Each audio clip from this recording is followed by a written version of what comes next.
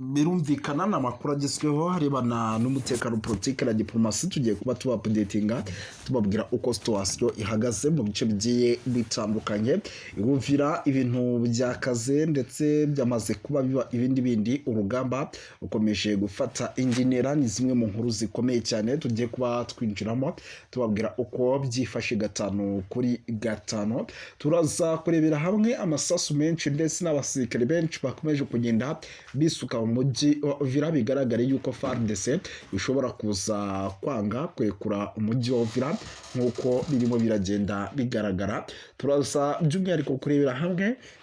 amwe mu makuru by'umwihariko akomeje kugenda turuka mu mujyi wa UVIRA ariko kandi nakaba ari amakuru agaragaza yuko isaha ku isaha igisirikare cya 23 naco gishobora kuza kwinjira mu mujyi wa UVIRA ko kirimo kirakora deployment mu bice byegereye umujyi wa UVIRA turaza kuba tubikomosaho tubiva umuzi n'umuzingo turebere hamwe kijyanye n'amakuru akomeje kugenda aturuka ku mirongo y'imbere ku rugamba by'umwihariko mu bice bya Minembwe naho hari amakuru menshi akomeje kugenda aturuka harebana n'umutekano politike na diplomasi mu gice cy'Minembwe turaza kurebera hamwe uko bimeze turaza gusimbukira mu bice bigiye bitandukanye tugere tubapudetinga gatanu kuri gatanu tubabwira uko situation ihagaze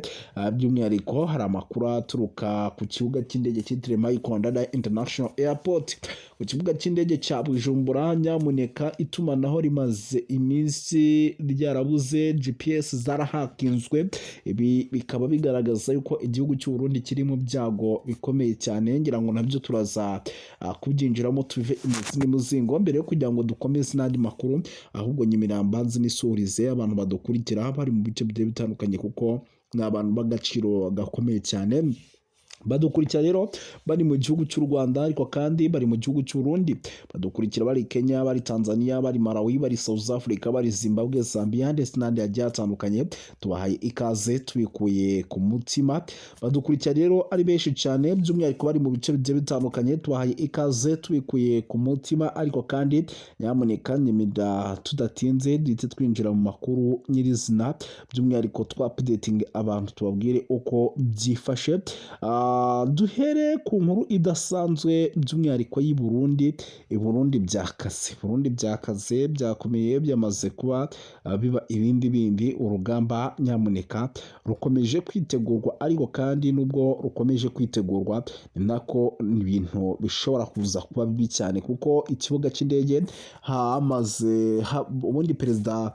indege ya Rwanda niyo yagerageje kubanza kugwayo biranga hazamo ikibazo nyuma yaho gato hajyayo indege ya perezida wa Togo biranga haza ikibazo ariko nk'ubu munyemere babwire yuko nyamuneka ibintu byamaze guhindura isura kuko byaje kurangira n'ubundi nyuma y'izo ndege zose zagiye zigerageza kugwayo igihugu cy'u Burundi kisanze ahantu habi cyane ubu tuvugana rero amakuru namaze kwakira akaba ari uko igihugu cy'u Burundi gishobora kuza guhura n'ibibazo bikomeye cyane birimo ibigendanye by'umwihariko n'ikirere GPS yabo akaba yarahakinzwe ndetse hakaba hari n'ubwoba bwinshi yuko uwitwa Evariste Ndayishimiye nyamuneka yaterwa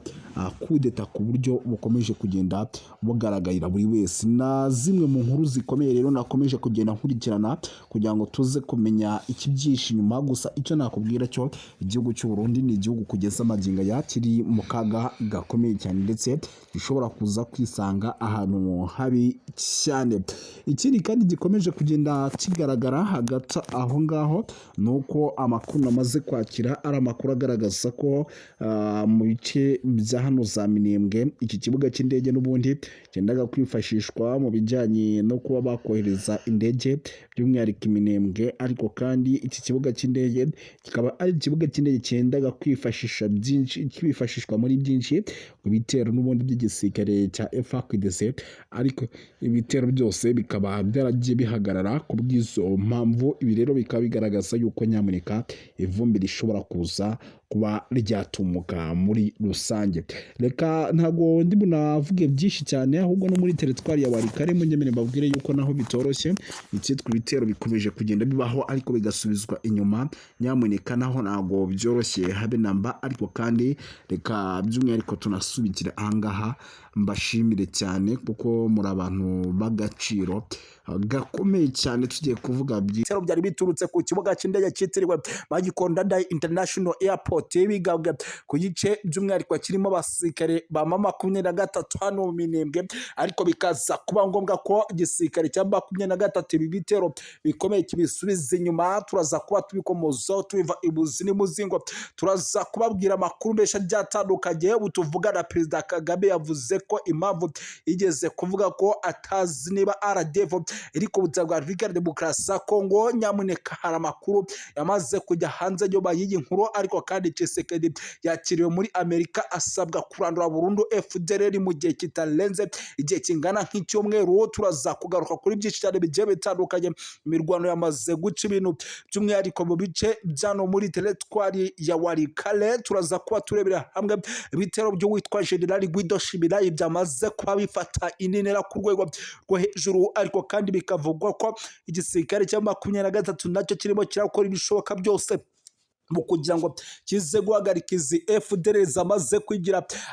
agaraha kajya he. Turaza kugaruka kandi nanone ku makuru avuga ko uwitwa General Guillaume Bunyoni yamuneka akomeje kugambanirwa, ariko kandi nanone uwagambaniye General Niyombare nawe akaba amaze kujya hagaragara. Umugambi mubisha ukomeje kugenda ugaragara ku mirongo y'imbere ku rugamba ku kibuga cy'imirwano, ukomeje kugenda utegurwa n'abasirikare bagizwe ubwiru bw'ibanga rikomeye. Bivugwa ko uruwo guhirika witwa General Neva ndetse na Antoine Felix Tshisekedi Tshilombo ushobora kuza gushyirwa mu bikorwa nyuma y'ifatwa rishobora kuza kubaho y'ikibuga cy'indege by'umwihariko cya hano cya Bujumbura ndetse kandi na Kisangani. Biraza kugaragaza imbaraga zikomeye ku ruhande rw'aba rushaka kugaragara neza ku mirongo y'imbere ku rugamba, kuko impande zombi byamaze kugaragara yuko zamaze kwitegura mu buryo budasanzwe. N'inyuma yuko Special Forces za M23 nazo zamaze kwitegura mu buryo buremereye cyane. Murabizi ko bamaze iminsi bapasinze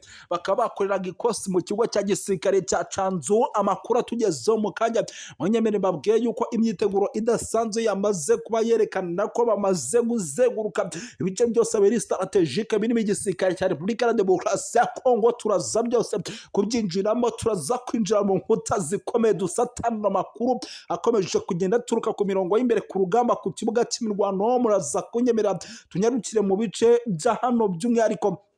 mu mujyi wa Baraka. Tubabwire ko mu bwibaga rikomeye cyane igisirikare cy'amadubu salambwe zamaze kuba zinjira mu mujyi wa Baraka mu buryo navuga ko budasanzwe, ndetse isaha ku isaha umujyi wa Baraka ukaba ushobora kuza guhura n'akaga gakomeye cyane. Turaza kubikomozo tubive ibuzi n'imuzingo. Nshuti z'akadasohoka abanywanyi bacu bakunzi bavuga TV Rwanda, muraza kunyemera dushinga amatako mu byato by'umwihariko maze gusubizwa inyuma nyuma yo kugerageza kuraswa by'umwihariko mu kiyaga cya Tanganyika. Akaba ari amato ya gisirikare y'u Burundi akomeje kugenda turukana ibitwaro biremereye cyane mu gihugu cy'u Burundi azana hano ku butaka bwa Repubulika ya Demokarasi ya Kongo. Nshuti z'akadasohoka abanywanyi bakunzi bacu banywanyi bacu, turaza kugaruka ku makuru menshi atandukanye tugere tubapudetinga tubabwira uko situwasiyo ihagaze ku mirongo y'imbere ku rugamba ku kibuga cy'imirwano. AFC M23 hari ibyo imaze gutangaza nyuma y'amagambo akomeye amaze kugarukaho n'uwitwa General Sultani Makenga. Nyamuneka turaza kubyinjiramo,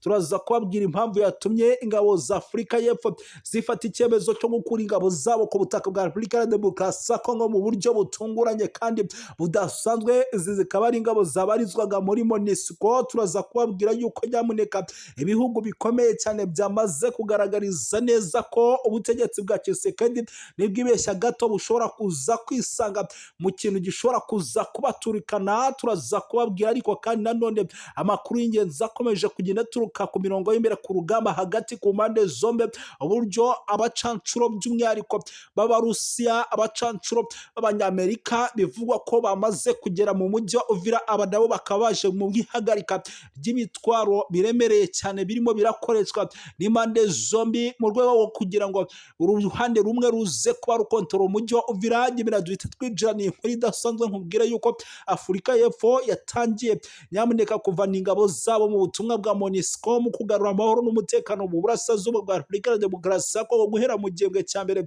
kugeza mu kwezi kwa 12 mu mwaka w'ibihumbi 2026. Impamvu zatanzwe mu kwegeranya imbaraga za gisirikare, ariko kandi amakuru yizewe